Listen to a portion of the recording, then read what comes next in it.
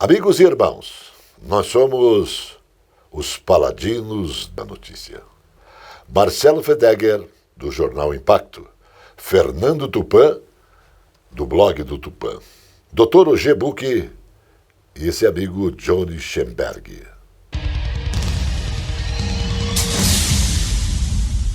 A partir de agora, a nossa conversa é com o sempre governador, o sempre deputado e amigo de todos, Orlando Pessutti.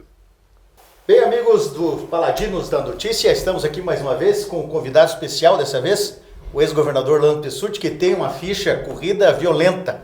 Se começarmos a falar aqui, nós vamos a noite inteira. Pessutti, você foi um médico veterinário pela Emater. Sim. E a gente queria que você descrevesse a sua vida, que é uma vida exemplo para muitos paranaenses. Olha, a minha vida, evidentemente, em primeiro lugar, meus cumprimentos a você, Marcelo, meus cumprimentos a você, Tupan, cumprimentos a todos que nos assistem através desse momento em que estamos aqui e durante esse momento que estamos aqui proseando, né?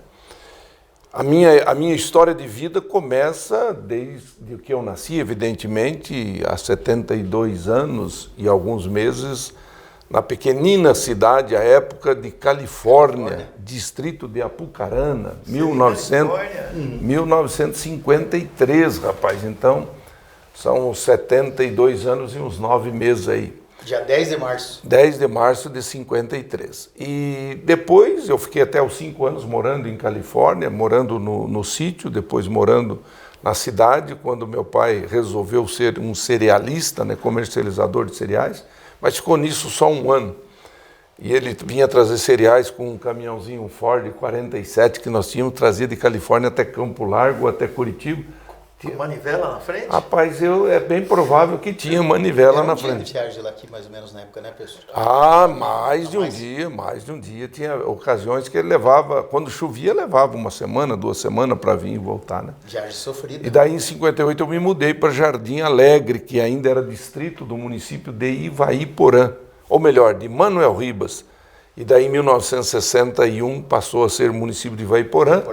E em 1964, 65, o município de Jardim Alegre. Então eu cresci toda a minha infância no interior do Paraná, sou um legítimo pé vermelho, né, do norte do Paraná, nascido em Califórnia, criado em Jardim Alegre, Ivaiporã.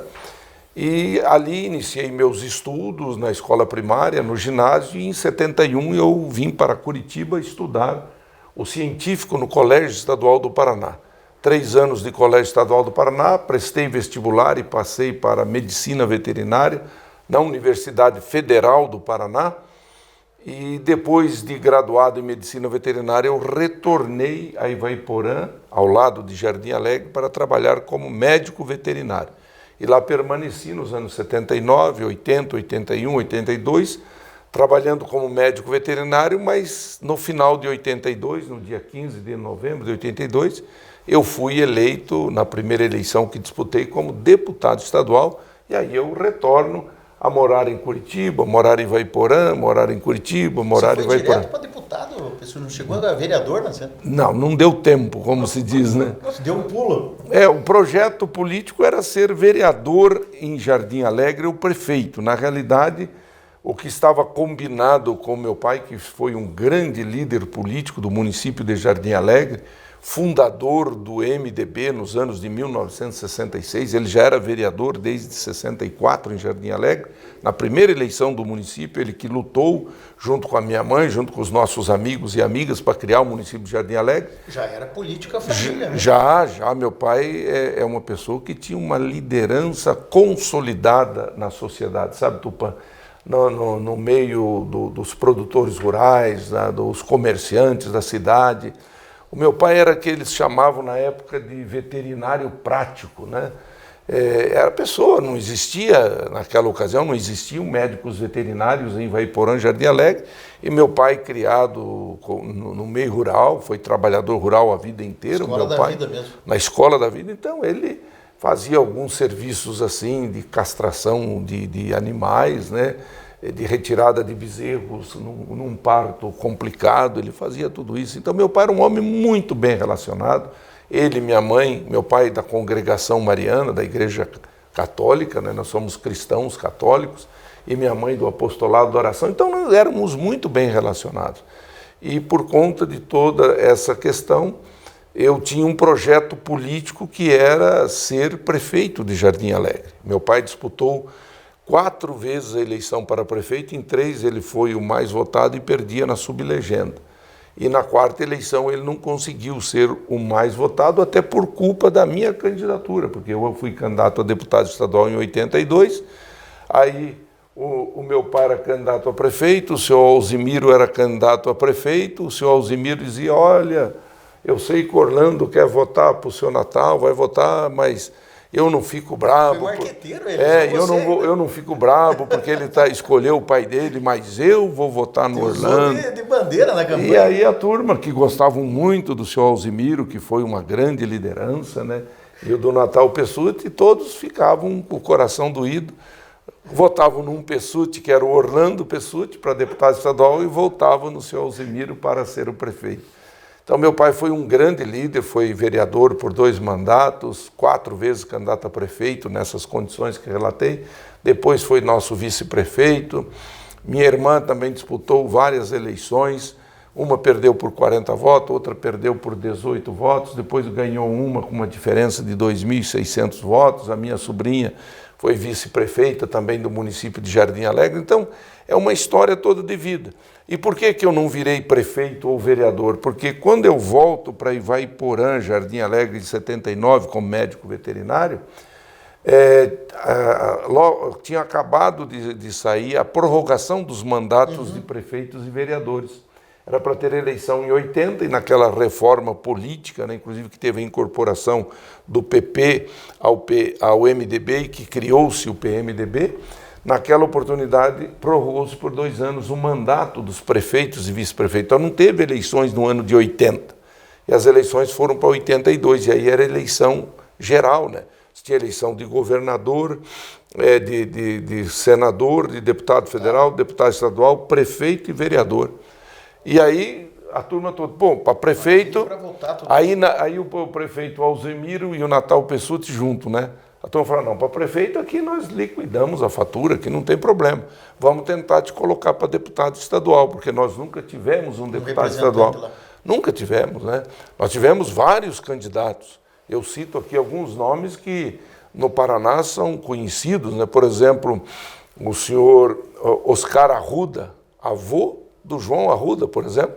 O senhor Oscar Virmão Arruda era proprietário de uma fazenda no município de Jardim Alegre, e por muitos anos ele tinha sido advogado da Companhia UBA, da Sociedade Territorial UBA, que fez a colonização daquela região.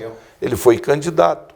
Outro que o filho dele vocês conhecem, o doutor Georling Cordeiro Cleve, que foi advogado, daí foi juiz e foi desembargador, e o filho dele, o Clemerson Cleve, né?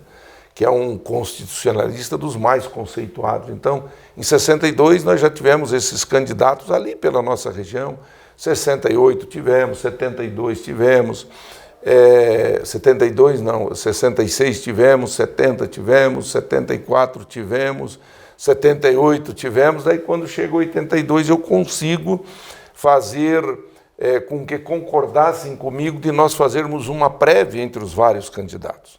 Porque eu dizia, olha, se nós saímos em 2, 3 candidatos, nós temos poucos votos, não adianta. Então vamos ver aqui, entre nós, os candidatos do MDB, né, quem que pode ser o candidato a representar a todos. E eu insisti com eles de fazermos isso, e eu fiz porque eu imaginava que eu conseguiria ser escolhido, porque eu tinha apoio nos 2 ou 3 municípios, até por conta da história política do meu pai. E daí o pessoal de Ivaiporã não aceitou fazer e quiseram fazer apenas no diretório de Ivaiporã, para ver quem que o diretório de Ivaiporã escolheria. E eu sendo eleitor de Jardim Alegre, porque eu não podia transferir meu título de Jardim Alegre, porque se eu não sou candidato a deputado, eu volto e vou ser candidato a prefeito em Jardim Alegre. Aí disputei no diretório de Ivaiporã, e em 48 votos convencionais que nós tínhamos no diretório, porque tinha votos cumulativos, né? porque tinha os membros do diretório, mais os vereadores e o pessoal do executivo. Em 48 eu fiz 27 contra 21 votos do meu querido e estimado compadre Antônio Ribeiro de Moraes, que era dentista e que já tinha disputado em 78. Aí, como candidato único do MDB em Ivaiporã, eu consegui ter um bom desempenho eleitoral. É lógico que também pelo PDS, no caso, né, no PMDB saiu eu. E pelo PDS saiu o Celestino Alves de Souza, mas eu consegui sair vencedor já na primeira eleição em 1982. Mas você foi abençoado porque você morou no céu aqui em Curitiba, é verdade? Naquele tempo era verdadeiramente um céu, agora está meio sofrida. A vida ali está meio um purgatório. Está bem judiado ali. Está bem judiado, porque alguns podem dizer que, não, o inferno. Não, a casa do estudante, mesmo do jeito que está, ela não é um inferno, não. Ela está sofrendo, é meio um purgatório que está agora. Mas no nosso tempo, nos anos 70, os anos 80, anos 60, ela tinha uma história fantástica, né? Eu morei na casa do estudante universitário, tive o privilégio de ser vice-presidente e presidente da casa nos anos 70, bem durante o período do governo militar. Eu presidi, com muito orgulho, a Casa do Estudante Universitário do Estado do Paraná. E como que eram os estudantes naquela época? Eles se mobilizavam a favor da ditadura, contra a ditadura? Como que era? Dentro da Casa do Estudante, 99,9% era contra a ditadura, né? Como normalmente soe acontecer, como diria o filósofo, né? Naquele tempo já os estudantes se posicionavam mais à esquerda, né? Se posicionavam mais contra o regime, né? Então, na Casa do Estudante, a grande maioria era contra o regime militar, porque todos nós, naquela época, nos posicionávamos contra o ato institucional número 5, né? O AI-5, contra o decreto 477, que estabelecia o fim do centro acadêmico, dos diretórios acadêmicos, né? Depois, dentro de uma modificação, vieram os diretórios concentrados, né? Cada área biológica tinha um, a área da ciência agrária tinha outra, mas era muito limitada umas coisas naquela época. Ser estudante naquela época não era fácil, não. A juventude é melhor que a de hoje. Eu acho, assim, porque era uma juventude mais sofrida, né, pessoal? Era mais sofrida e era uma juventude que questionava muito mais, que tinha militância, que tinha debates com mais se interessava pela política, hoje não. Se interessava pela política, com certeza. Então, nós, por exemplo, nós não podíamos ter reuniões nos diretórios acadêmicos, mas nós fazíamos na Casa do Estudante. Eu me lembro, por exemplo, na eleição de 74, nós levamos as principais lideranças políticas do MDB do Paraná para debater com os estudantes na Casa do Estudante, porque nós éramos ali em 500, 600 moradores na época, 600 moradores, porque eram 564 moradores efetivos da casa e mais alguns de quartos alugados, que a gente, lá no 5º andar, que a gente chamava o Pombal, né? Onde ficavam os quartos alugados para estudantes que não eram moradores efetivos da casa. E nós, na época, servíamos 1.200 almoços e 800 jantares. Então, aquilo era um formigueiro de estudante. Então, aquilo era uma maravilha para você fazer reuniões, né? Eu me lembro o dia que nós trouxemos o Leite Chaves, que se elegeu senador, depois de um comício lá em São José dos Pinhais. Nós chegamos na Casa do Estudante, era 00:30 para fazer a reunião e estava entupido dos estudantes lá para conhecer o senador Leite Chaves. Então, eu tenho toda essa história de vida iniciada nos grêmios estudantis lá em Jardim Alegre, no Grêmio Recreativo Estudantil de Jardim Alegre, depois no Grêmio do Colégio Estadual do Paraná, na Casa do Estudante Universitário, no Diretório Acadêmico do Setor de Ciências Agrárias, como estudante de Medicina Veterinária. Tive lá maravilhosos companheiros, e cito um deles que é conhecido de vocês, o Agde Meneghetti, que foi nosso presidente do Diretório Acadêmico do Setor de Ciências Agrárias quando eu era estudante, né? Então, eu tenho uma história de vida muito pautada no movimento estudantil e na militância partidária. Eu, quando digo às pessoas que eu tenho já 59 anos e vou agora em março de 2026 completar 60 anos de militância No MDB as pessoas falam, mas como? Mas Você nunca mudou de partido, né? Não, nunca. Né? Eu comecei... A ficha primeira é MDB. MDB. PMDB, na verdade. Na época era MDB. MDB mesmo. Quando era o verdadeiro. Exatamente. Quando o MDB, quando começou em 66, sabe, Tupã? Eu tinha 13 anos de idade em 66. O meu pai e a minha mãe nos levavam, a mim e as minhas irmãs e os nossos colegas de escola, para ajudar nas reuniões do MDB, porque nós não tínhamos máquina de datilografia para preencher as fichas, nós não tínhamos computador para preencher as fichas, então era ficha, você tinha que preencher à mão, ata você tinha que fazer à mão. Hoje você vai em qualquer lugar, o cara faz a memória e faz a ata, a pessoa está falando, a pessoa está digitando, termina a reunião, faz a revisão, a ata já está digitalmente produzida, né, e vai para impressão. E nós éramos chamados, tanto eu como nossos colegas de escola, para ajudar. Então a minha militância começa em 66 no MDB. Eu completarei agora em 24 de março de 26, 60 anos de militância. De filiação é outubro de 71. Então, portanto, agora em outubro eu completo 54 você tem anos. De filiação que você é lá, que geralmente tem um número. Agora Não, já quando reformulou, hoje se você puxar minha ficha de filiação, ela vai aparecer filiado ao MDB em 81, porque foi 81, 80, quando fez a modificação de MDB para PMDB. Mas eu tenho absoluta certeza, eu tenho muito bem guardado, que inclusive não consigo encontrar, está tão bem guardado, Tupã, sabe, Marcelo? Está tão bem guardado nos meus arquivos lá, nos meus arquivos secretos, a ficha de filiação, que eu lembro até que quem abonou a minha filiação foi minha colega de escola e de militância MDBista, a professora Cezira Pereira de Lima. Ela abonou a minha filiação e nós entregamos para o senhor Natal Pessutti, meu pai, que era o presidente do MDB, né? Então essa é a minha história de por que Orlando Pessutti veio para a vida pública, né? E uma vida pública exitosa. 5 eleições de deputado estadual. Quantos mandatos, deputado?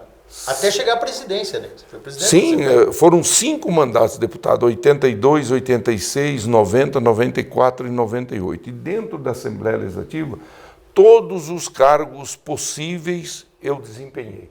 Fui vice-líder, fui líder de partido, fui líder de governo, fui líder de oposição, fui vice-presidente, fui presidente da Assembleia Legislativa, presidi comissões permanentes, como de Agricultura, Comissão de Saúde Pública, Comissão de Saúde Pública, Comissão de Terra, Comissão... Todas. Alimentação. E as comissões especiais, né? Vamos dizer assim, por exemplo, uma comissão especial que na época escreveu a nova lei orgânica dos municípios. Hoje cada município tem sua lei orgânica, mas em 85 eu, junto com o Homero Guido, conduzimos uma equipe, o Homero Guido foi nosso deputado estadual, também federal, conduzimos uma equipe para fazer a nova lei orgânica dos municípios do Paraná. Então era uma comissão especial. Participei ativamente de comissões parlamentares. No primeiro mandato eu participei da comissão parlamentar de inquérito da corrupção, que era presidida pelo Rubens Bueno, e que tinha diversos segmentos. Eu cuidei do segmento da Banestado Reflorestadora. Cada coisa que tinha lá. Até hoje tem problema nas florestas do estado, na Ambiental Floresta do Paraná. Até hoje. Tem uma história que o pessoal queria lembrar, naquela época que foi vendido árvores, os preços de banana, depois foram descobrir. Teve uma história assim? Sim, isso foi no final do governo do Jaime Lerner. Teve um problema muito sério. Venderam florestas do Paraná a preço de lenha podre, entendeu? Foi brabo tal. Mas também teve problemas que, inclusive, uma vez ocasionou a prisão de um cidadão, porque essas áreas que foram adquiridas e que se transformam na época na Banestado Reflorestadora, depois e agora Ambiental Floresta, elas foram implantadas em cima daquele incentivo fiscal que tinha no imposto de renda chamado Fundo 157. Fundo 157. Esse não é o mesmo que tem a lei do Neivo Beraldin, que você até falou num discurso de que ele Não, me mandou. aí é outra coisa. É outra coisa, né? É outra você falou coisa. o fundo de você, eu estava lembrando que ele me mandou que você fez um discurso e falou dele no discurso, ele mandou para mim uma lei junto, vocês estavam juntos, né? Exatamente. Então tem o fundo 157, que é lá dos anos 60, 70, né, no imposto de renda. Você podia destinar parte do seu imposto de renda para esse fundo para fazer reflorestamento. E essa do Neivo Beraldin é a emenda constitucional 17. Na Constituição Federal teve a emenda 17 lá, que estabeleceu uma reforma na forma de fazer a repartição do ICMS. Então, o Neivo Beraldin apresentou. E depois, o Neivo Beraldin, quando nós fomos constituintes, ele também atuou para que nós consolidássemos de uma vez por todas essa questão do ICMS ecológico, que hoje está ganhando força por conta dessa questão do crédito de carbono, das florestas, das áreas de preservação permanentes, né, as APPs, as RPPN, Reserva do Patrimônio Particular, Natural, uma coisa assim, né? Os parques estaduais, os parques municipais, os parques nacionais, todos eles hoje em dia são passíveis de ali ser atribuído um pagamento por serviço ambiental, pagamento por resgate de carbono, né? Então, são as coisas que a gente pelo caminho deixamos. Por exemplo, você falou a CPI dos alimentos, né? A CPI do leite. Nós estamos do leite também foi famosa. É a mesma CPI dos alimentos, mas foi conhecida como CPI do leite, por quê? Porque o assunto que mais tomou conta de nós naquela ocasião foi a questão do leite. Nós estávamos com leite com preço ruim. Era a época que estavam jogando leite, os produtores viravam os latões, né? Isso. Foi muito forte. Isso no ano de 2001 estava muito forte a questão do preço ruim do leite. De novo, nós estamos vivendo um momento de preço ruim.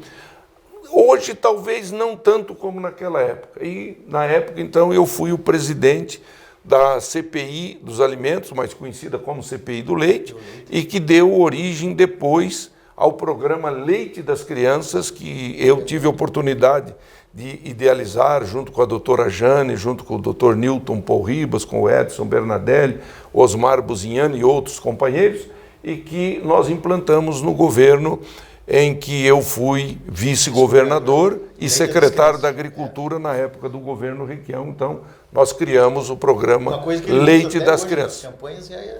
Exatamente. Pessutti, você passou 5 mandatos na Assembleia. Sim. E daí, como que você acabou sendo escolhido para ser o vice-governador na chapa com o Requião? Porque o Requião, minha primeira entrevista como jornalista foi quando ele era prefeito e ele só dando chute na mulherada, assim. Hoje falariam que ele estava assediando.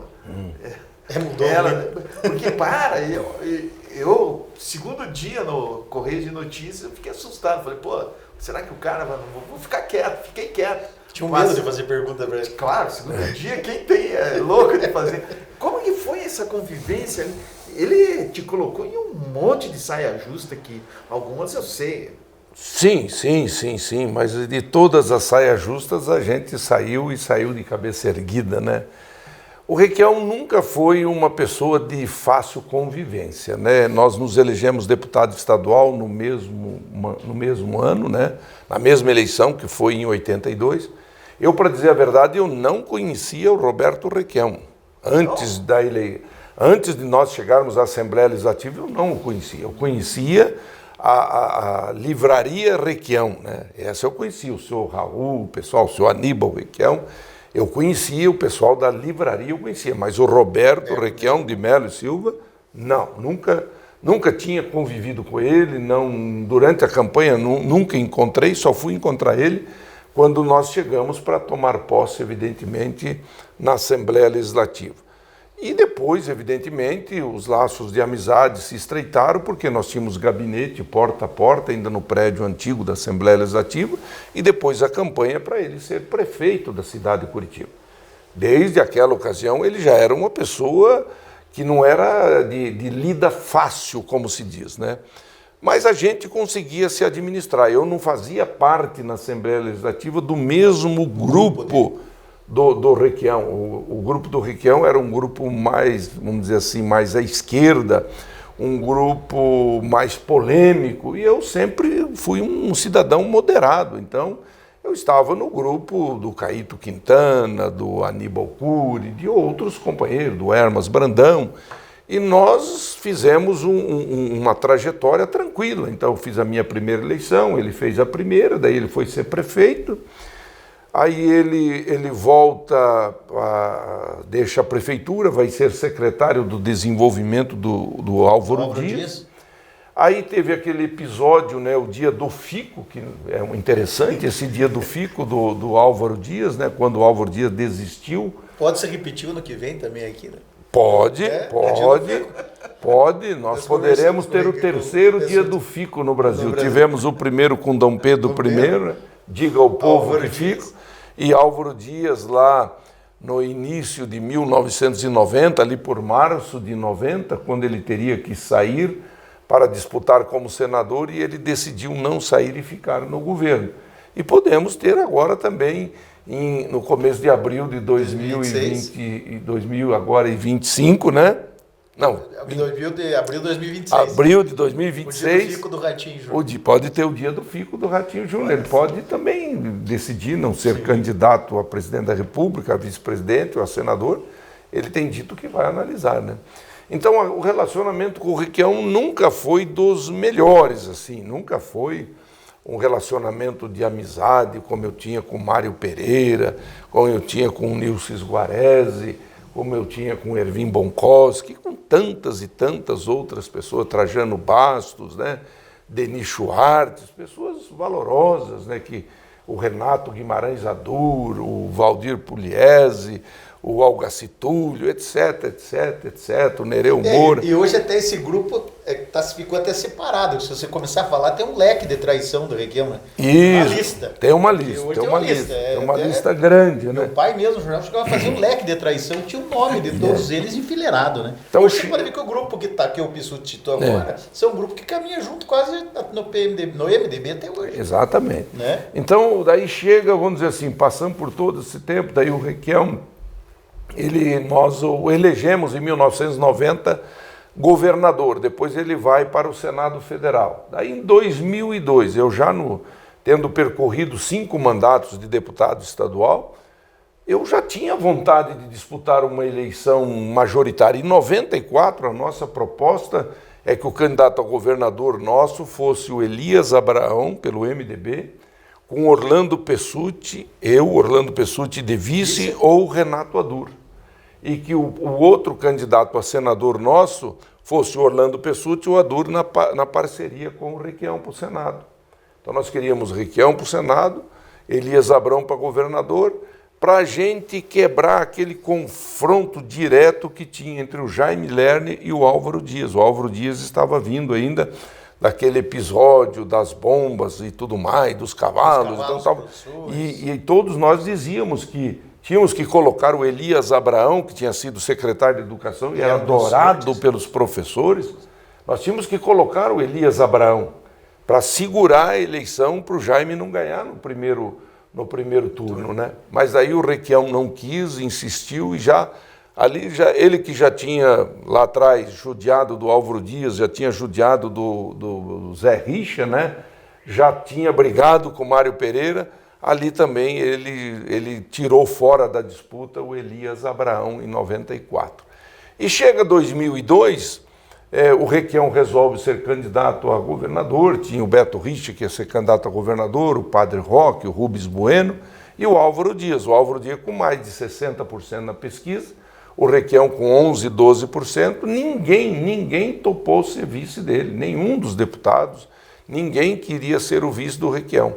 E eu, no último dia, na última hora de fechar a ata, ele chegou e disse, olha, você vai ser o meu vice e vamos lá. E eu, naquele momento, ele disse uma frase assim, olha, nós precisamos só passar para o segundo turno, porque no segundo turno nós vamos ganhar do Álvaro Dias. Nós vamos ganhar, porque o Álvaro Dias, nós temos armas para derrotar o Álvaro Dias. E eu, naquele momento, eu já tinha sido tudo na Assembleia Legislativa. Falei, eu vou arriscar, eu vou sair a vice, né?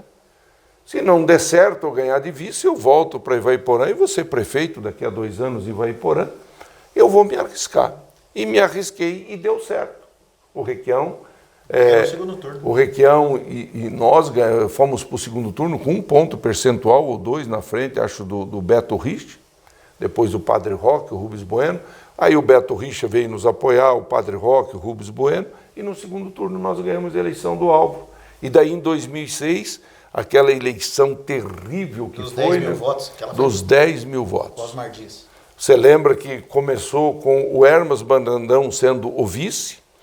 Eles tinham colocado para ir para o Tribunal de Contas. Então, Hermas Brandão vice, Pessutti, Tribunal de Contas. Aí, no meio do caminho, caçaram a coligação do PSDB com o MDB, o Hermas Brandão saiu da vice. Aí o Requião me chamou de volta para ser o vice de novo dele.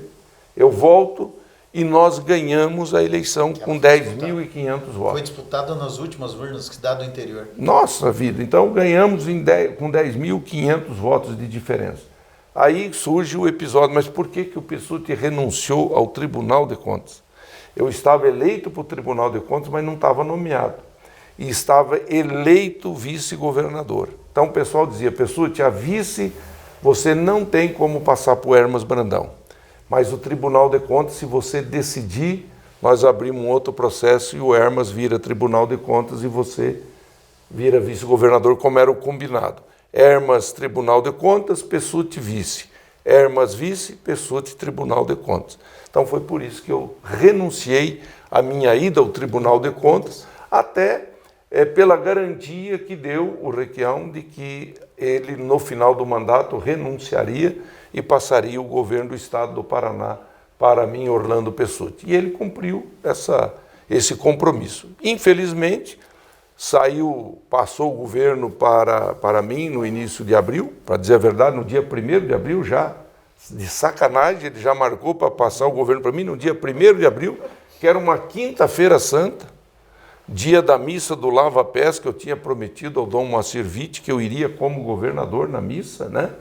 Ele marcou a transmissão do cargo, né, para as 20 horas no Palácio das Araucárias, né? E aí nós fizemos na Assembleia Legislativa a minha posse, a prestação do compromisso, né, o juramento, às 18 horas. E daí, 15 dias depois, ele já foi para as emissoras de rádio me xingando, porque eu tinha trocado alguns secretários, né? Mas é que você trocou o pessoal que tinha que trocar mesmo, Troquei né? quem precisava trocar. Tinha que, não era até por falta de confiança nas pessoas. É que eu queria ter o meu grupo político, porque depois de 20 anos como deputado estadual, 7 anos como vice-governador, eu também tinha o meu time, o meu grupo político. E essas pessoas eu queria homenagear, né? Queria colocar como secretário, mas fiz tudo de forma pacífica. Por exemplo, chamei o Luiz Forte Neto, não tinha nada e não tenho nada contra o Luiz Forte Neto, só admiração até hoje tenho por ele, mas eu cheguei e disse do Luiz Forte, o senhor já foi secretário por 7 anos, vamos deixar o Wilson Blay Lipski, que hoje preside a Sadempar, né? Mas o Wilson Blay era um diretor-geral dele, eu falei, vamos deixar ele ser secretário de Estado, pendurar o retrato na parede nesses próximos 8, 9 meses? E o Luiz Forte Neto falou, não, você está certo, fiz a mesma coisa lá no DR, no Porto, que coloquei o Mariozinho, porque eu ia colocar o Mário Lobo, pai, mas ele tinha morrido um ano antes. E nós tínhamos o compromisso, eu tinha o compromisso com o Mário Lobo de que eu o colocaria como presidente do Porto, porque o Requião lá atrás fez uma sacanagem, ele sabia que era uma sacanagem, ele não nomeou o Mário Lobo, o pai, para o Porto, porque ele quis nomear o irmão dele, o Eduardo Requião, que depois deu e até hoje está dando dor de cabeça. Confusão com a draga. Então tudo isso aconteceu. Então, os dólares no entregado. Meu Deus do céu. Tem uma história atrás da outra. Mas o governo dele não teve corrupção. Não, claro que não. Tem um monte. O Requião eu acho um cara inteligente, assim, ele faz uns discursos bons. Mas quando assim, tratar ele, assim, conversar com ele no dia a dia, não é fácil. Não é fácil, não. Eu tive um entreveiro com ele no dia seguinte da posse, lá que eles deram uma entrevista lá no palácio. Exatamente. Aí o Requião atacando todo mundo. Porque o Requião tem até um bom gosto, cara. Ele toma vinho chileno, adora tomar o Alma Viva, sabe? Então, ele tem um... Gostava da Granja Canguiri só pra ele, Ilha das Cobras pra Maristela. Nós aproveitamos agora, coitado do Pessutti, vou ficar falando do Requião. Não, mas aí tá legal. O Pessutti é uma marca, porque eu tô falando isso que quando eu comecei a encher o saco do Requião, como o Requião estava enchendo o saco dos jornalistas, o Requião assim soltava faísca pelo olho e o Pessutti fazendo sinal de positivo. Obrigado, Pessutti. Olha, oficialmente eu nunca tinha agradecido. Mas depois o Pessutti fez uma coisa certa, colocou o grupo para trabalhar e colocar os objetivos dele no governo, né? Lógico. A partir dali o Requião achou que ele tinha que ficar seguindo a cartilha dele, quer dizer, você não ia ser aluno do Requião. Eu não ia desmontar como não desmontei o governo do Requião, porque também era o meu, sim. Eu era o vice. Para você ter uma ideia, todas as pessoas que eu coloquei para secretários de Estado, não troquei todo mundo. Não troquei Herão Arzua, continuou. Não troquei a Maria Marta, que continuou. E outras pessoas que continuaram no governo. Segundo escalão continuou com as e aqueles que foram ser secretários, todos eles, com exceção apenas do Mário Stan, que veio lá de Londrina, a exceção do Tércio Albuquerque, que era de Foz do Iguaçu, morava em Curitiba, mas de Foz do Iguaçu, e o Everaldo, que veio para secretário da Habitação, todos os demais já integravam o governo em cargos de segundo escalão. Então, eu chamei o Estênio Jacó, né, para também, eu queria colocar o Hudson Calef na... Cedeu o lugar um pouco. Cedeu o lugar um pouco, né, então... Disse para o Estênio, você vai ser assessor lá na Copel, vai ganhando mesmo tanto. Ele falou, pô, não dá. Eu falei, não, então você vai presidir a Compagás. A Compagás era um senhor, que eu nem lembro o nome dele agora, era um senhor de Joinville, um amigo de tempos de quartel do Requião, que estava lá, mas era uma pessoa que não somava nenhum voto, não tinha nem o título de eleitor em Curitiba, né? Tinha exportado o Braga. Aí eu chamei o Estênio e falei, você topa presidir a Compagás? Topo, e assim foi. Quer dizer, com todos nós fizemos esses entendimentos e tudo mais, mas ele resolveu se transformar num adversário, fez todo um trabalho e conseguiu êxito para impedir que eu fosse candidato à reeleição em 2010, porque essa é uma coisa que precisa ficar muito clara, sabe, o Marcelo e sabe, Tupã. Eu não fugi da disputa eleitoral, eu cometi um erro, e em política é mais ou menos tipo no boxe, né? Você não pode no boxe baixar a guarda, você baixou a guarda, o cara enfia um direto no seu queixo e te derruba. E na política você também não pode dar chance para o azar. Qual foi a chance para o azar que eu dei? No dia 27 de junho de 2010, na convenção do MDB, no shopping Estação, tá? Cerca de 5.000 pessoas presentes, porque nós tínhamos trazido 72 ônibus do interior do estado do Paraná. Então tinha cerca de 5.000 pessoas para aclamar o meu nome como governador, mas naquela época nós queríamos aliança com o Partido dos Trabalhadores, que o MDB ia ser vice da Dilma, né? O Temer ia ser vice da Dilma, que era do PT. Então nós queríamos permanecer o PDT, o PT e o MDB juntos. E aí nós tínhamos aqui a Gleisi, candidata a senador, o Requião e o Osmar. O Lula queria que elegesse a Gleisi e o Requião. E para tirar o Osmar daqui, de candidato a senador, ele precisava transportar o Osmar para governador do lado de cá. Então estava aqui o Pessutti, aqui estava a Gleisi, Osmar e Requião. Tinha que tirar o Osmar daqui, tirar o Pessutti daqui e botar o Osmar aqui. E isso eles trabalharam nacionalmente, o apoio do MDB nacional, a cúpula nacional do MDB, do PDT, do PT, do PV, de todos os partidos se uniram. E eu, no dia 27, ao invés de deliberar na convenção, onde eu tinha 80% dos votos, eu aceitei o acordo com esse grupo do PT, do MDB e do PDT, para que nós deixássemos o fechamento da chapa, porque nós tínhamos que tirar um desses daqui, o Requião, o Gleisi e o Osmar, para vir para junto da minha chapa de governador e vice. Então ficou acertado que nós, no dia 30, na reunião do diretório, faríamos esse fechamento. Então nós não deliberaríamos na convenção e deliberaríamos na reunião do diretório no dia 30. Ficou em aberto? Sim, ficou em aberto, com delegação de poderes. No dia 30, o diretório me substitui como candidato a governador e como eles queriam colocar o Osmar Dias, que saiu daqui, ficou a Gleise e o Requião, que se elegeram, e o Osmar veio para cá. E eu fiquei de fora. Então, eu dei uma chance para o azar. Eu não fugi da luta. Eu nunca fugi. E eu teve uma armação. Inclusive, depois, sabe, Tupã, são coisas que a gente descobre.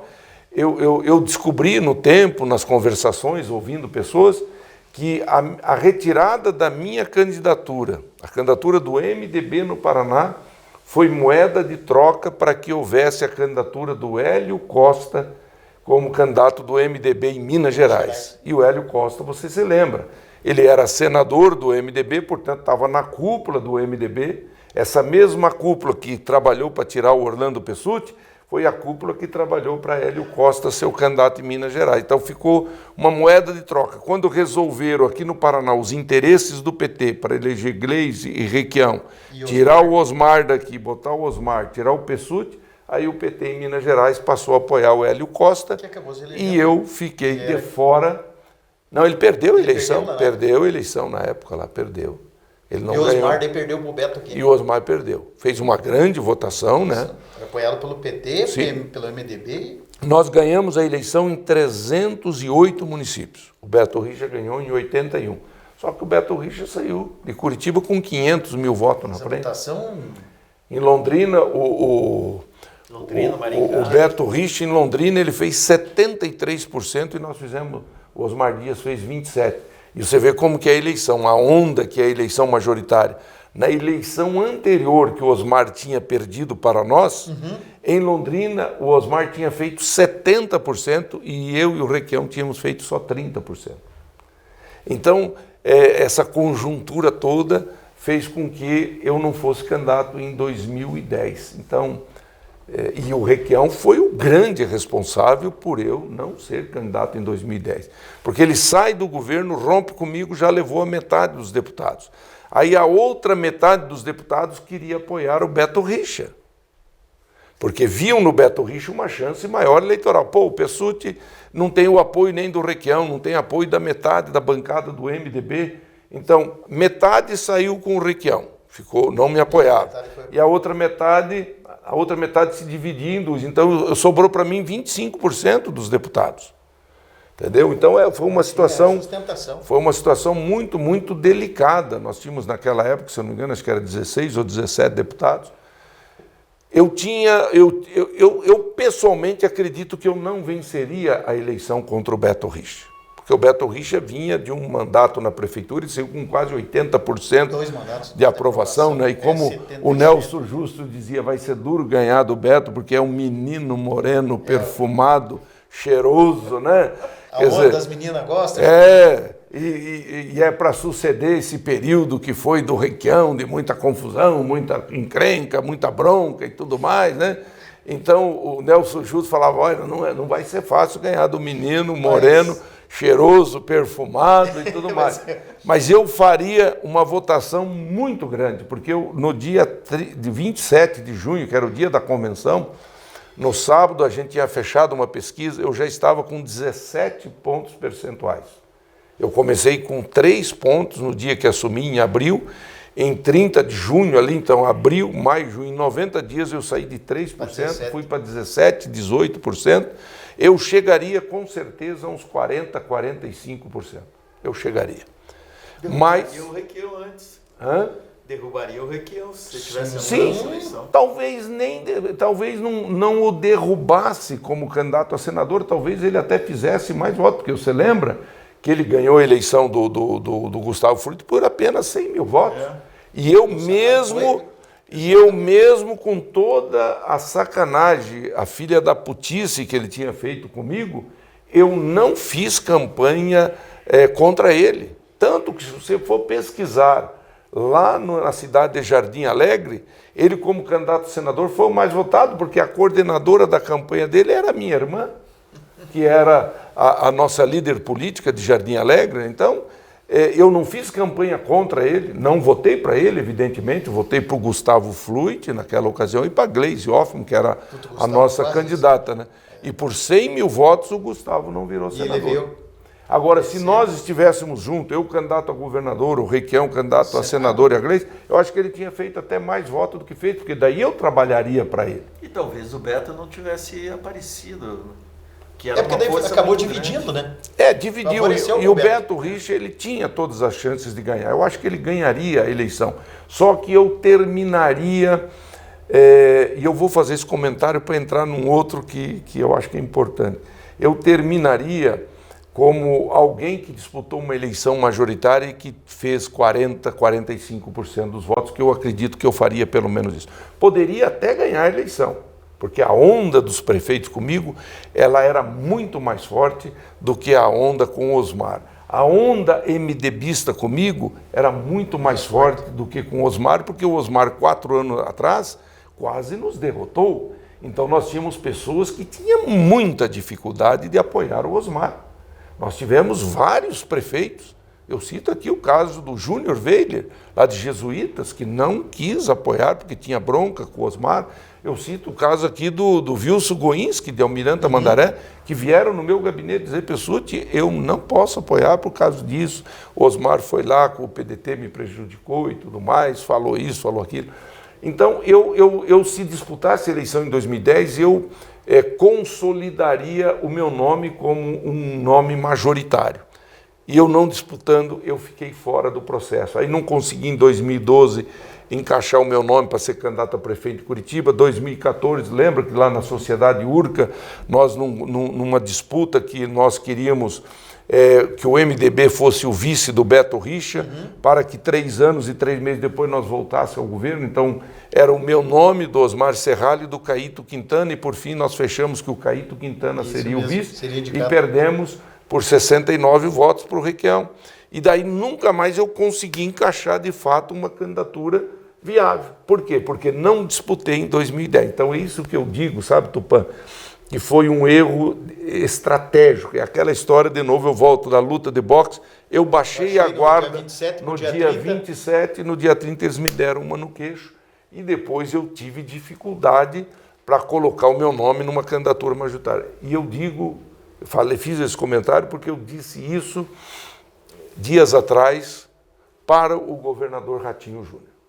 Eu disse isso e ele poderá... Eu vi que você estava no centro, que você foi no negócio do Codesul.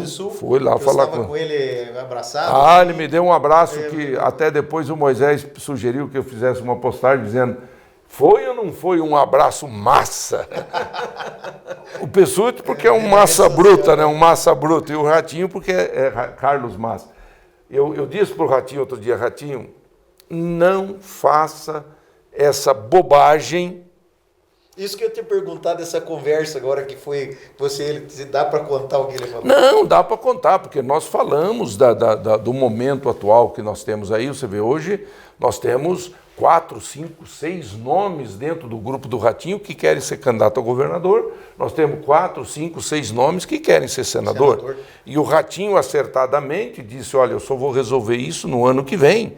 O Ratinho não pode sair agora dizendo meu candidato é o Guto, meu candidato é o Alexandre Cury, é o Greca, é o Darcy Piana, é o Orlando Pessutti, é a Cida Borghetti, é o Paulo Martins, porque no momento em que ele escolher o Alexandre Cury para ser o candidato a governador, o pote de mel do Alexandre Cury fica mais cheio e mais doce do que o pote de mel do Ratinho Júnior, que estará no governo. A caneta murcha um pouquinho. A caneta do Ratinho, ela vai aos poucos acabando a sua tinta. Ele já está há 1 ano e 2 meses e 15 dias do final do mandato pleno.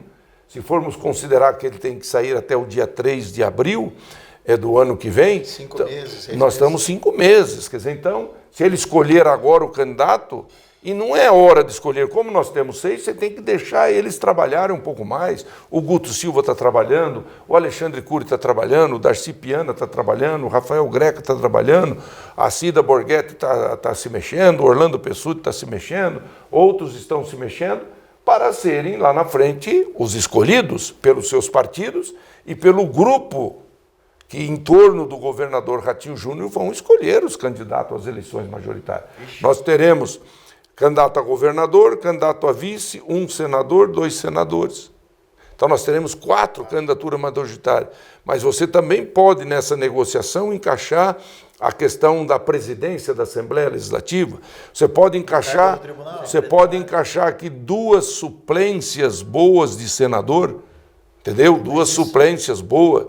Você pode, de repente, ajustar, como diz aqui o Tupã, a questão do Tribunal de Contas. Eu já não posso mais, porque já passei dos 70 anos, né, e tem que ter, no máximo, 70 anos de idade para poder ingressar no Tribunal de Contas. Então, o Tribunal de Contas, a minha vez, foi lá atrás e eu abri mão. Né? Mas eu posso ser um candidato a governador, se o Ratinho me escolher e fizer comigo o que o Beto Richa fez com o Rafael Greca em 2016.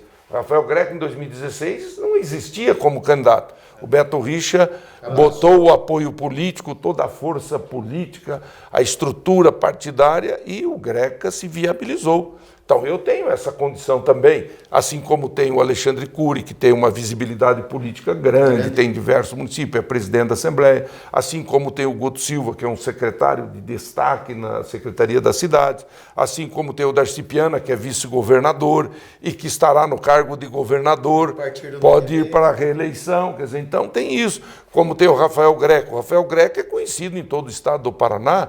O homem já disputou quantas eleições, já foi só prefeito de Curitiba 3 vezes, já foi ministro, já foi secretário. Então, você tem todo esse contexto. Então, o que eu tenho dito para o Ratinho? Não escolha agora. Se você escolher agora, vai criar uma cisão, vai sair, temos que administrar. Você acha que acontece uma dispersão? Se escolher agora, sim. Se escolher agora, dá tempo. Para os caras serem trabalhados na vida, olha aqui, tudo mais. Aumenta as pedras e a não vidraça... foi escolhido, não foi escolhido. A espessura da vidraça. Vamos para cá, aqui você vai ser candidato. Então nós temos que ter esse cuidado. E o cuidado que eu digo para ele é o seguinte, que nós temos que estar em harmonia, estarmos conciliados, porque nós sabemos que teremos no mínimo mais 2, 3 candidaturas. É muito provável que venha uma candidatura... vamos botar a mão aqui à esquerda, né, do Enio Verri, para servir de palanque pro Lula, né? Nós temos uma provável candidatura dentro de um grupo de centro-esquerda, que é o grupo do PSB com o PDT, ali o Luciano Dutti, o Osmar Dias, o Goura, o Requião Filho.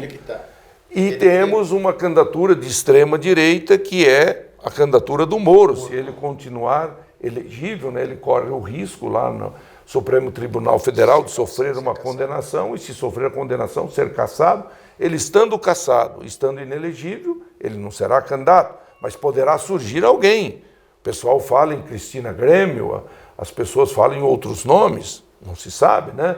Então nós temos um cenário em que pode ter 3 candidaturas. Tá bem definido. 2 mais à esquerda, uma na extrema-direita, e nós temos que ter a nossa de centro-direita, né? De centro-direita, centro-esquerda, centro-direita, que seriam desses nomes, o Greca, o Piana, o Guto Silva, o Alexandre Cury, o Orlando Pessutti, o Acida Borghetti, enfim, quem for ungido pelo governador Ratinho Júnior e por esse grupo que o cerca. Porque o Ratinho Júnior hoje não é mais só a figura do Ratinho Júnior, ele é um grupo.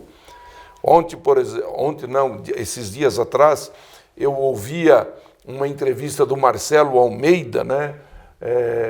Se eu não me engano, na CBN, ele estava falando lá com a Joyce, e ele falava justamente desse grande grupo que nós temos, onde cabem pessoas do centro-direita, do centro-esquerda. E ele disse uma coisa maravilhosa, que a moda hoje não é mais esse radicalismo de extrema direita ou de extrema esquerda. Ele disse, uma frase que eu marquei, ele disse que o ideal hoje é o centro um pé adiante. Boa. Uma frase, é o centro um passo adiante, entendeu? Então, essas coisas são importantes. E eu disse, então, para o Ratinho, nessas prosas, falamos tudo isso que nós estamos conversando aqui, a gente conversou, ficamos lá uns 45 minutos conversando. Falamos, lógico, do Codesul, que tem lá 20, 30 assuntos que nós estamos cuidando, dos mais diferentes nuances, que são todos do interesse do Paraná. Falamos da Zicosur, que ele também é presidente da Zicosur, Zona de Integração do Centro-Oeste da América do Sul, 7 países. Chile, Peru, Bolívia, Argentina, Paraguai, Uruguai e Brasil, 71 estados subnacionais, que são as regiões do Chile, as províncias da Argentina, os departamentos do Paraguai, da Bolívia, os estados nossos, e que tem como linha, vamos dizer, base disso o Trópico de Capricórnio, e é por onde estamos discutindo a rota bioceânica, a integração rodoviária do Pacífico com o Atlântico, a integração ferroviária, a integração cultural, né, científica, tecnológica, do turismo, enfim, dos negócios, do comércio. Nós vamos nos nossos supermercados, estão cheios de produtos que vêm da Argentina, do Chile, produtos que vêm do Uruguai. Então a gente também quer levar para lá, também queremos levar para lá o nosso produto. Esses dias atrás eu liderei uma reunião, eu sou secretário executivo da Zicosur, né, Zona de Integração do Centro-Oeste da América do Sul, liderei uma reunião em Foz do Iguaçu, fomos na feira lá de Cidade do Leste, a Paraguai Business Week, né, que é a Feira Brasil e Paraguai, e depois levei essa delegação de países, desses 7 países, visitar a Cooperativa Frimeza e a Cooperativa Lar. Hoje, tanto a Frimeza e a Lar têm comercialização dos seus produtos com o Chile, mas eles têm com Santiago do Chile. E nós agora estamos estruturando para que eles tenham também uma base de negócio no norte do Chile, lá na região de Antofagasta, por exemplo. Então, nessa contexto tudo, a gente conversou tudo isso na reunião com o Ratinho. Essa reunião nossa que tivemos, né? Batemos um bom papo, rememoramos as histórias das nossas vidas, porque tanto ele quanto eu somos nascidos no Vale do Ivaí. Eu já disse que nasci em Califórnia, mas nasci em Califórnia do lado esquerdo da rodovia 376, porque a rodovia passa, passei do lado esquerdo, 4 quilômetros para cá. Nos rios, à beira do rio Córrego do Ouro, que vai para o Barra Nova, que vai para o Rio Bom, que vai para o Rio Ivaí. Porque ali as estradas vão tudo pelo Espigão. Inclusive, quando você chega em Apucarana, você abre um Y ali. Você faz a volta para Pongas, Rolândia, e faz a esquerda para Cambira, Jandaia do Sul, Mandaguari. Então, tudo que está à esquerda da 376 é Vale do Ivaí. E o Ratinho, como nasceu ali no Marumbi, Jandaia do Sul, ele nasceu no Vale do Ivaí. E eu, como nasci em Califórnia, do lado esquerdo, também nasci do Vale do Ivaí. Então a gente rememorou tudo isso, a história nossa de vida, né? A vida no interior, o pé vermelho, essa coisa toda. E sobrou tempo para falar de política, né? E eu disse para ele, olha, não faça o que o Álvaro Dias fez em 1990. Falei para ele. 2 coisas que ele fez, né? Quer dizer, uma foi anunciar o dia do Fico, né? Que é uma história fantástica, essa daí, um dia a gente pode conversar, né? Os deputados todos esperando na Assembleia e não chegava a carta. Sabe, o Calígrafo era um senhorzinho, um velhinho assim, já tinha feito o termo de posse, com aquelas letras góticas bonitas. Sentado, esperando. Todos os convites já tinham sido distribuídos 15 dias depois, com papel, cochê, textura, cochê telado. Tinha discurso pronto já. Discurso pronto, todos os prefeitos já em Curitiba e nós deputados. Chegou o dia, vamos dizer que o último dia seria amanhã, nós esperando na sessão de plantão, porque tinha que chegar a carta do Álvaro Dias, renunciando, o Aníbal declararia vago o cargo, convocaria uma sessão para o dia seguinte para dar posse ao Ari Queiroz. E nós esperando e abre a sessão 2 horas da tarde e não chega e termina às 6 horas da tarde e vão para o gabinete do presidente comer um sanduíche, uma mortadela, um hambúrguer e tal, e só olhando para o palácio. Daqui a pouco vem o Assir Mesadri e o Scarpellini, né? Lá do palácio, as luzes tudo acesa, né? Aí vem o Scarpellini e o Mesadri, os deputados, falam, agora está vindo a carta, né? Aí chega no gabinete, o Scarpellini dá uma risada e diga, eu tenho uma notícia muito interessante para vocês. O Álvaro Dias mandou dizer que não tem carta. Ele mandou dizer que ele fica no cargo. Então eu falei para o Ratinho, não faça isso, porque depois o Álvaro Dias levou 8 anos. Teve que se contentar em ficar na Telepar. Depois tentou ser governador em 94, que nós já conversamos aqui, não conseguiu. Não conseguiu.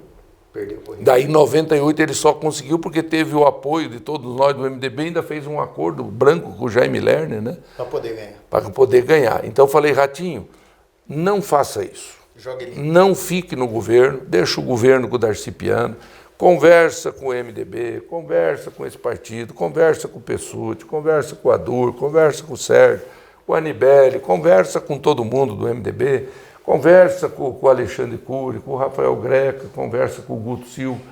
Vamos compor, o Darcy Piana vai estar de governador, vamos compor a nossa chapa, vamos escolher o candidato a governador, a vice, os 2 senadores, os 2 primeiros suplentes, quem vai ser o presidente da Assembleia, tal, vamos fazer tudo isso e você sai para ser candidato a senador ou a presidência. Nós sabemos que não é fácil a eleição presidência, eu digo aqui, olhando para todos, tem gente que vai ficar brava comigo, mas eu digo, a eleição do Lula não é uma eleição que está perdida hoje, não. Não está, não é fácil ganhar a eleição do Lula. É só você verificar que nas últimas eleições, 2002, 2006, 2010, 2014, 2018, 2022, 6 eleições, ele só perdeu uma, que foi a de 2018, quando ele estava preso. Todas as outras ele ganhou com ele 3 vezes e 2 vezes com a Dilma. Então não é fácil derrotar o Lula. Mas o Ratinho Júnior, na minha opinião, o Ratinho Júnior é quem mais chance tem para fazer o enfrentamento e ganhar a eleição. Uma terceira via do Lula. Viável. Por quê? Porque faz um baita governo no estado do Paraná. É um jovem inteligente, tem preparo, tem conhecimento, né? Tem um senso de planejamento estratégico muito assim, apropriado para o momento que nós vivemos. É um cara que construiu a paz e a concórdia. Eu comecei em 2010 a construir a paz e a concórdia no Paraná. O Beto Richa deu sequência, a Cida Borghetti deu sequência, o Ratinho e o Piana estão mantendo. Nós estamos aí já há 15 anos de paz e harmonia no Paraná. Não tem briga com tribunais, não tem briga com a Assembleia Legislativa, não tem briga com jornalista, não tem briga com professor, vamos dizer assim. É um dos lemas do Ratinho, aqui não tem briga, aqui aqui você trabalha. Enquanto o mundo briga, aqui no Paraná nós trabalhamos. Mas então ele tem que sair, porque vamos dizer que ele saia candidato e não ganhe do Lula, mas se ele não ganhar, ele vai fazer 45%, pelo menos, dos votos, 48%. É 40 e tantos milhões de votos. Também para futuramente. E o pai dele, todos nós sabemos que é um comunicador que tem muita penetração no Brasil inteiro, que pode fazer a diferença. Então eu disse para ele, não faça o que o Álvaro Dias fez. Não, eu fico.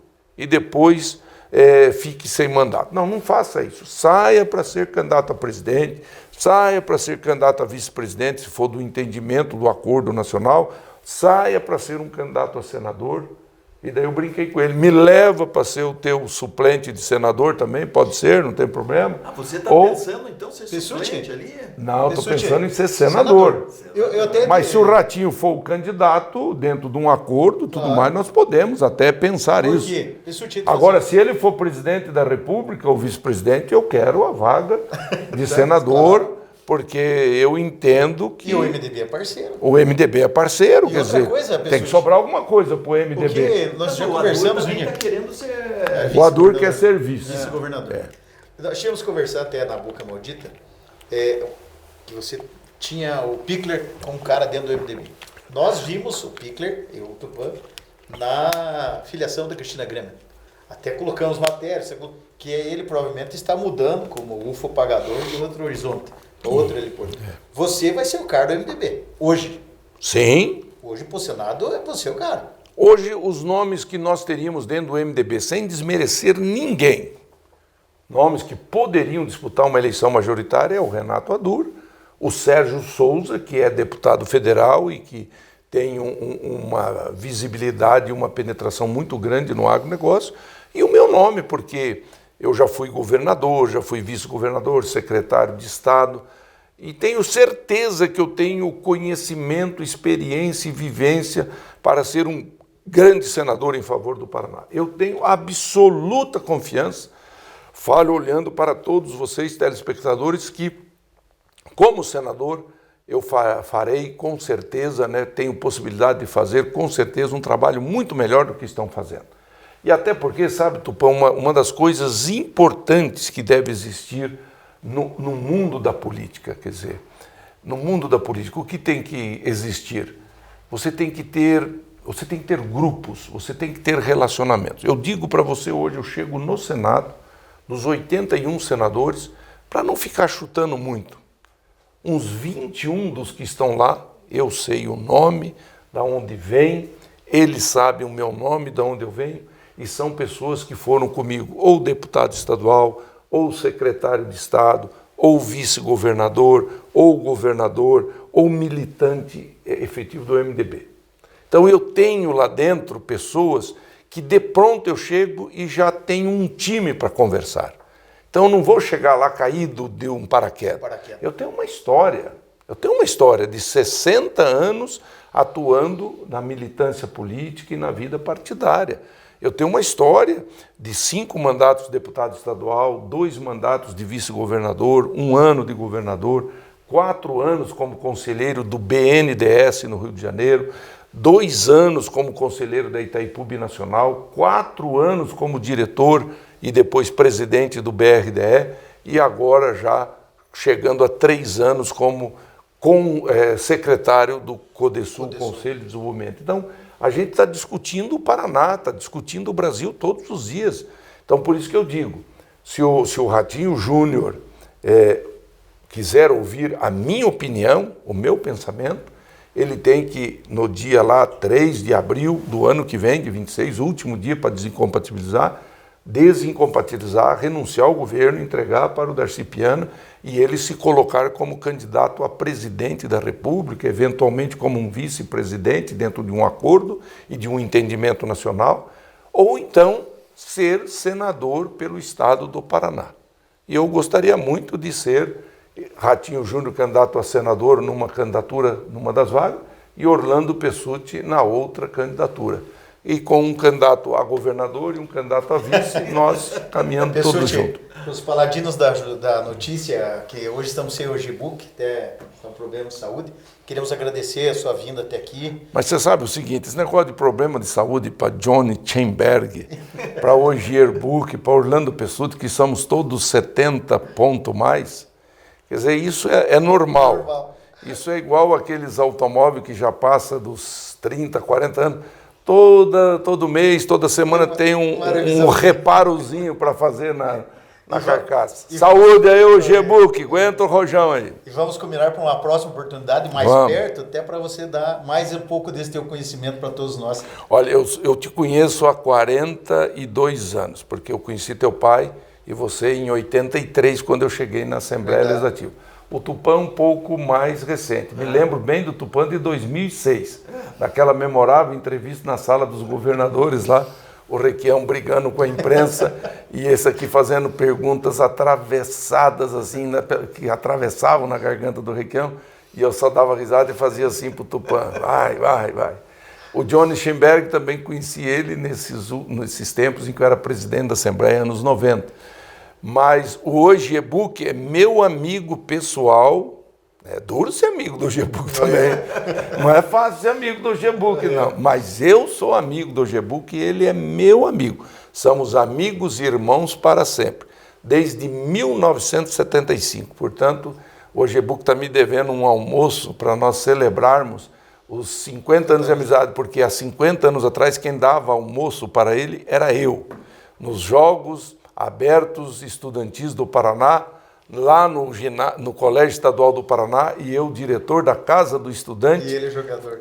Não, ele coordenava os jogos, ele já era professor de Educação Física, ele coordenando os jogos, ele era do DEF, Departamento de Educação Física da Secretaria de Educação, e eu tinha que fornecer alimentação para essa juventude, e hoje é que veio fazer as tratativas comigo, e que trazia a meninada, e eu alimentava a meninada. Então, dei muito almoço por G-Book lá em 75, agora nos 50 anos, G-Book. Estou esperando você me pagar o almoço, hein? Tá bom?